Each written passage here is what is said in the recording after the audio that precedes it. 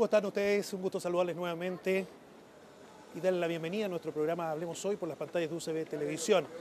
Como es habitual ya para conversar de las grandes temáticas que acontecen en nuestro país y particularmente lo que nos preocupa como ciudadanos inscritos, insertos en el espacio público, en los medios de transportes, viviendo además lo que ha acontecido durante las últimas semanas en torno a este aparato explosivo que finalmente hace ingresar el concepto de terrorismo a la agenda pública. De este tema, de las implicancias, de los escenarios que comienzan a abrirse para un país como el nuestro en relación con esta figura tan compleja a nivel internacional, vamos a hablar hoy junto al especialista, al experto en terrorismo, don Pablo Franco. Un gusto que nos acompaña. Muchas gracias por invitarme. En torno a lo que ha significado estos efectos, Pablo, presentarte brevemente, historiador chileno, muchos años en España, ha sido también uno de los asesores a las víctimas de los atentados en Atocha, el 11M español, y hoy queremos conversar contigo también con esta experiencia que tú has ido trayendo a nuestro país, hoy en día también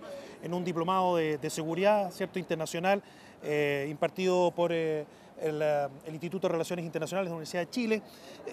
¿Cómo comenzar a conceptualizar, a definir lo que es el terrorismo en este Chile del 2014, luego de lo que ha significado estos eventos? Bueno, cuando planteo, siempre repito lo mismo, Sí. y cito a un autor de 1984, que es Smith, y él ya recoge 107 definiciones. Ahora yo he podido localizar algo así de 200, 203, porque se van variando. Y planteo eso porque es muy complejo definirlo, pero hay que hacerlo operativo. Ajá. Entonces, ¿qué se hace generalmente? Es pescar las definiciones, tomar las definiciones y buscar los atributos. Por eso, estadísticamente, los atributos de estas definiciones dan que el terrorismo, por consenso, más que por imposición, es un método de violencia política donde la población civil es el blanco de esa violencia. Y ese se puede utilizar que el terrorismo. O sea, cuando la población civil está en peligro, ya sea por amenaza o porque realmente es el blanco, ya es terrorismo. O sea, ahí tenemos una plataforma común, conceptual, Claro. Pablo. ¿Y cómo explicar también dentro de todo lo que significa tu conocimiento el que células, personas, individuos logren organizarse para finalmente atentar contra otros seres humanos? Me imagino que aquí hay explicaciones de corte filosófico, antropológico, psicológico, pero ¿hay alguna en especial que a ti te da cierta seguridad de poder explicar esto? Bueno, exactamente, como tú dices, existe una gran gama de explicaciones, de enfoques. Existen 2 o 3 enfoques que particularmente pueden englobar a los demás. ¿Ya? Hay uno que es cuando uno habla de grandes grupos, como Centro Luminoso, Sí. porque ellos reconocen que uno de sus métodos es el terrorismo. El terrorismo. Por ejemplo, Hezbollah, por ejemplo, cuando Ajá. ataca civiles, que sabe muy bien cuándo atacar, es el cálculo costo-beneficio. Nosotros, para plantearnos ante un Estado que tiene un órgano represivo, un órgano militar fuerte, necesito maximizar mi fortaleza. Entonces ocupo el terrorismo porque es muy barato, es muy económico. Voy a dar un ejemplo.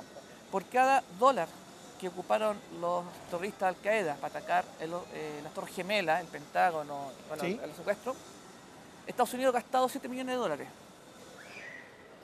Entonces, es muy barato. Fueron $500.000 lo que gastaron para el atentado.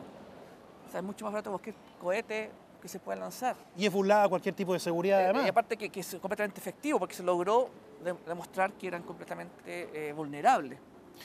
Y así el 11 de marzo también lo mismo, que la relación costo-beneficio son tremendos, Claro. porque además que en vez de tener un frente militar, un batallón, con 12 personas, 5, 4, 20, vale. Claro. Entonces, desde el punto de vista militar, como técnica militar, es muy barato, es muy económico y genera además una sensación en la población que ya viene de Ho Chi Minh, que es quebrar la voluntad psicológica al enemigo.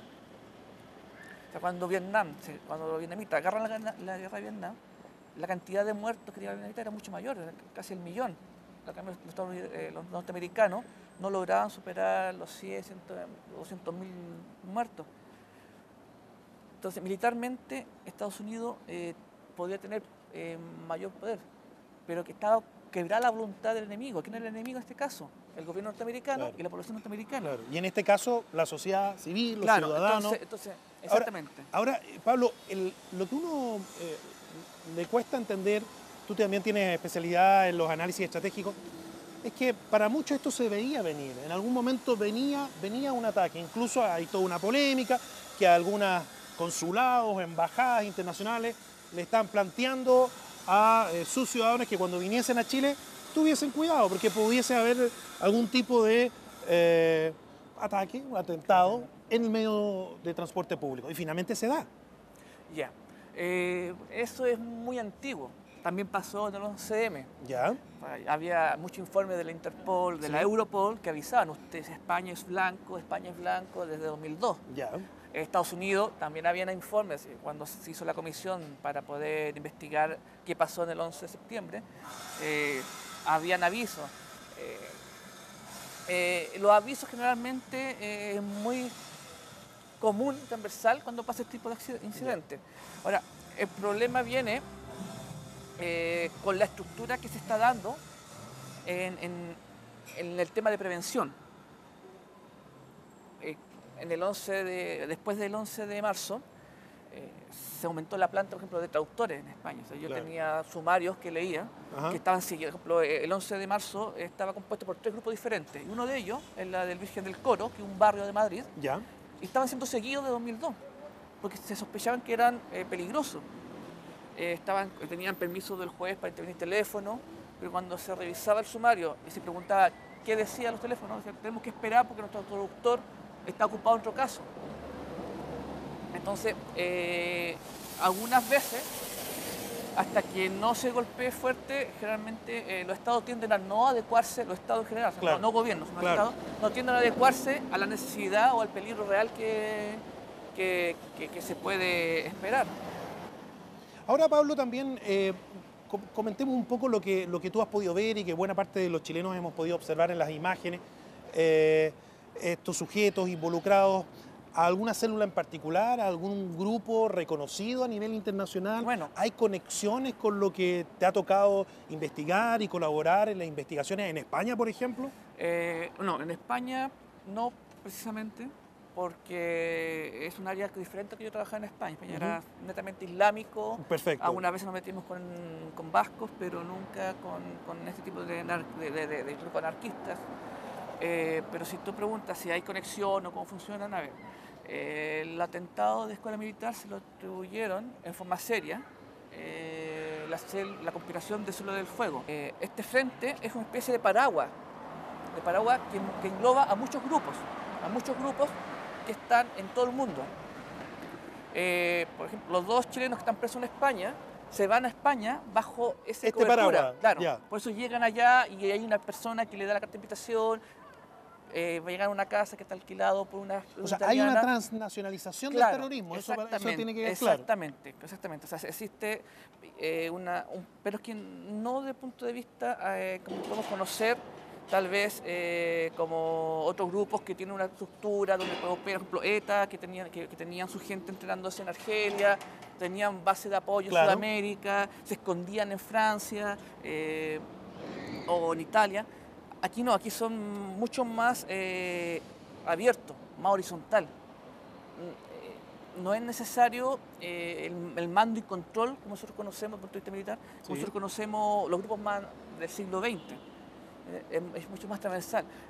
La policía española siempre plantea de que hay mucha similitud en este tipo de anarquismo, como funciona Al-Qaeda en Europa. Son muy similares, son grupos cerrados, células, que buscan lugares afines y dentro de lugares afines buscan personas con afinidad y trabajan para un objetivo determinado. No incorporan lo que nosotros conocemos como el luchador profesional. No existe nuestra estar 24 horas al día pensando en cómo atacar el Estado. Sino ven un objeto, vamos a atacar una iglesia, por ejemplo. Entonces yo para eso, en mi grupo de entorno, me valgo de Juanito y Pedrito, pero el resto no. Perfecto. ¿Y esos otros no saben No. lo que están haciendo estas dos personas, No, por ejemplo? no necesariamente. Ya. Pueden sospechar, pueden, pero no necesariamente pueden saber. Por ejemplo, para el 11 de marzo se detuvo 107 personas, pero fueron procesadas 30. Exacto. Entonces hubo más del 30%, Claro. simplemente.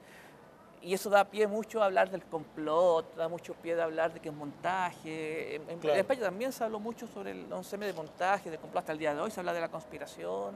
O sea, es muy común, es transversal ese tipo de argumentos. Pero pasa eso, porque uno ve la red, o sea, desde afuera, el que observa, ve una red de personas que se conecten, que tienen un discurso radical, que tienen una tendencia a querer atacar al Estado. Entonces por eso pasa, entonces se ve difuso quién es quién. Por eso cuando se juzga, recién pueden más o menos ver quién es quién. Pero incluso en el 11M tenemos gente que la policía italiana la tiene presa y la española fue absuelta. Claro. Ahora, Pablo, ¿tú crees que el actuar policial, pese a que ha sido muy criticado, sobre todo en el ámbito de la inteligencia, operó rápidamente una buena reacción, no prevención, pero sí reacción en torno a los sujetos potenciales autores materiales, hay que decirlo, del atentado en estación militar? Partiendo de la base que la gente que está presa realmente sean los culpables, se podría inferir que fue una rápida, porque fueron 2 semanas. Exacto. Y se ocupó sistemas muy parecidos a la forma de detener y encarcelar a los 2 chilenos en España. Se ocupó el mismo sistema, seguimiento por cámara, seguimiento del proyecto para atrás, más o menos lo mismo. Se puede inferir que sí, que funcionó bien. Pero ahora, bajo esa visión. Claro. Ahora, Pablo, lo que también me interesaba mucho conversar contigo y conocer la experiencia del combate al terrorismo en España, porque, bueno, como tú bien sabes, el ministro del Interior ha viajado a conocer parte de esas metodologías, de esas prácticas. ¿Tú crees que se va a abrir ahí una posibilidad de acuerdos, de convenios, de intercambio, de experiencia? ¿Qué es lo que tiene que aprender Chile de lo que está haciendo en su combate contra el terrorismo España? Que tú bien lo dices, quizás tiene otro tipo de naturaleza, más asociado a Al-Qaeda, a lo islámico, también en su momento a lo ETA. ¿Cuál sería parte de los elementos comunes que podrían de esas experiencias trasladarse a Chile? Yo creo primero es posible que se puede trasladar un marco legal, la parte positiva del marco legal español, porque también tiene unas cosas negativas, porque eso da una cobertura interesante, porque España no solamente es golpeado por el terrorismo islámico, sino también tenemos separatistas, tenemos marxistas como los grapos, tenemos también anarquistas, o sea, tenemos un ramillete ahí y la legislación se ha cambiado, ha evolucionado, se ha permitido, se han incorporado nuevas figuras que permiten precisamente ir al fondo del asunto. Por ejemplo, en España, la legislación española no define qué es terrorismo. Solamente define acciones terroristas. O sea, esto es una acción terrorista y esto usted juzga terrorismo por esta acción. No con el concepto. No se desgastan en comprobar si lo que usted quiso hacer fue aplicar terror a la población, por ejemplo. Eso no importa. Usted aplicó o no aplicó terror, eso no importa. Lo importante es que esta acción está considerada terrorista. Eso es una cosa fundamental. De ahí, las formas de análisis o la forma de estructurar la inteligencia también creo que es una buena forma de elección, porque tiene mucha experiencia, tiene mucho contacto. Ahora, las fuerzas de seguridad chilenas también tienen mucho contacto con otras policías, sí. O sea, viajan a Estados Unidos, con el FBI, si no me equivoco, sí. Tienen contacto también con los franceses de vez en cuando, con españoles también viajan por cosas puntuales. Entonces, yo creo que es más que de lo español en puntual, yo me quedaría con la parte legal. Ahora, Pablo, también me gustaría que tú nos pudieses entregar parte de lo que es un balance de cómo ves la inteligencia en Chile, que es otro de los aspectos que se criticó bastante.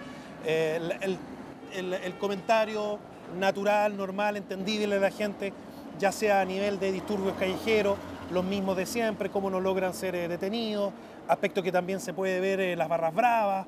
¿Por qué finalmente la inteligencia en Chile, para muchos, y tú eres un entendido, no ha dado el ancho? ¿No tenemos la estructura adecuada, no tenemos el contingente adecuado, o parte de lo que estoy diciendo es simplemente un mito? No, a ver, yo creo que hay que definir cosas. La inteligencia no está para encarcelar personas, no está para dar pruebas. La inteligencia está para buscar y analizar información, generar escenario, identificar personas. Pero las pruebas son otras unidades que están dedicadas a eso. Por ejemplo, en este caso, la gente que veía el ADN, las personas que hacían los análisis de rostro. Exacto. La inteligencia no está para eso. La inteligencia, por definición, es búsqueda y análisis de información. En grandes rasgos, porque Claro. también hay muchas definiciones de eso. Claro. Pero es un levantamiento de información Claro. para que aquellos que sí tienen que hacer tomen las decisiones. Exactamente. Pero los que supuestamente toman las decisiones dicen que, bueno, a nosotros no nos ha llegado mucha información en el último tiempo. Bueno, entonces la pregunta es, ¿qué está fallando? Ahora hay un consenso, y lo planteo porque quieren cambiar la ley, Claro. que la ley es un problema de la ley, vuelvo al problema legal. Sí. El sistema, porque el sistema no es el servicio, o sea, la ley no es la ANI.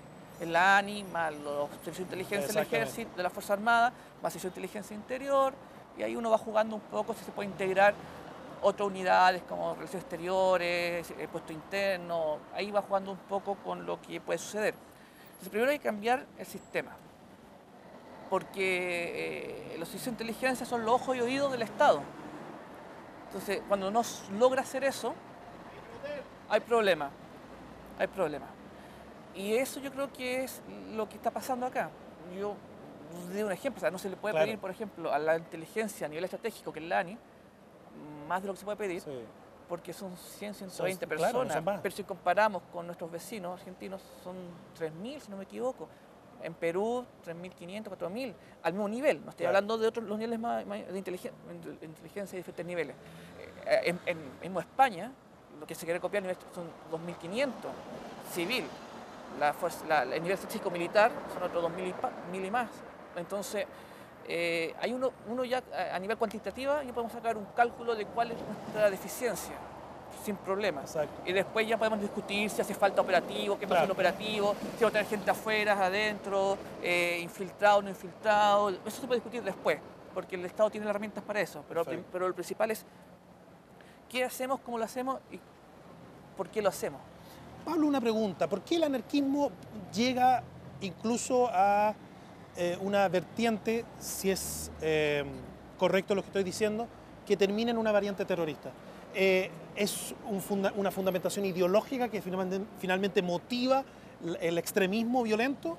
¿O finalmente el terrorismo queda vacío de ideología y simplemente busca el daño, el atentado, el causar ese quiebre anímico y físico que tú me mencionabas anteriormente en la sociedad? De momento, sacando el caso de las dos comisarías, de los dominicos y de la estación escuela militar. Las acciones que cometió el grupo de anarquistas insurgentes no va apuntado a la gente, va apuntado a destruir. De hecho, la corriente insurrecta, una corriente muy clara que a la gente no se puede tocar. De hecho, hace una diferencia entre terrorismo, que precisamente recoge un poco que no se puede atacar a gente, que son civiles, personas del pueblo, con actos por lo hecho, acciones por el hecho. Entonces dicen, ¿cuándo se puede atacar a una persona? Cuando esa persona es una persona que ha explotado al pueblo, la alta burguesía, que ha sido culpable de encadenar a las personas, esa persona a un cura que impide, ahí sí, porque eso es una acción por lo hecho, hace una diferenciación. Perfecto. Pero no es tan común lo que vimos con estos dos casos que yo nombré, no es tan común.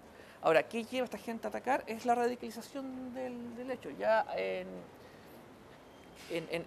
2010, la misma conspiración de Célula del Fuego ya empezó a atacar a personas en Grecia, directamente a matarlas. Y ahí se hace un quiebre. Se hace un quiebre donde ya se dice que ya, ¿por qué? Porque la gente se considera ya borregos. Por eso la iconografía del lobo es muy común.